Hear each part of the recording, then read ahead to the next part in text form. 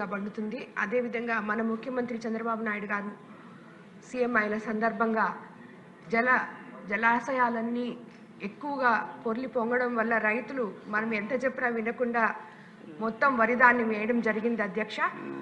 అది మనం పోయినసారి ప్రొక్యూర్మెంట్ తీసుకొని 24 గంటల్లో అమ్మాలీలతో సహా మొత్తం వాళ్ళకి డబ్బులు చెల్లించిన మొట్టమొదటి ప్రభుత్వంగా మనము ఎంతో పేరు తెచ్చుకున్నాము అధ్యక్ష. కానీ ఈసారి మనం వాళ్ళకి చెప్పినా కూడా ఎక్కువ వేసిన దానివల్ల వరి ధాన్యమే వాళ్ళకి ఆధారం కాబట్టి అది వేసిన దానివల్ల ప్రొక్యూర్మెంట్ కూడా ఈసారి ఎక్కువగా వచ్చిన దానివల్ల మనము దాన్ని ప్రొక్యూర్మెంట్ ఇది చేసుకోలేకపోయాం అధ్యక్ష. కానీ అధికారులతో మాట్లాడి కనీసం వాళ్ళకి ఒక ధరని ఫిక్స్ చేసి కలెక్టర్ గారు, జేసీ గారు ఇలాంటి వాళ్ళు అందరూ మాట్లాడి ఒక ధరని ఫిక్స్ చేసి రైతులు అన్యాయం అయిపోకుండా వాళ్ళకి సపోర్ట్గా మన ప్రభుత్వం నిలవాలని చెప్పి నేను కోరుకుంటున్నాను అధ్యక్ష. ఇప్పటికీ ఇంకా ఒక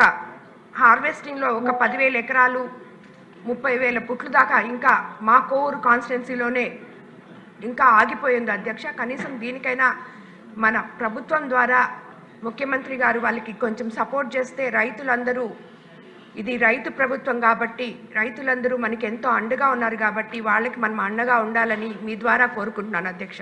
ధన్యవాదాలు అధ్యక్ష. బోడే ప్రసాద్ గారు.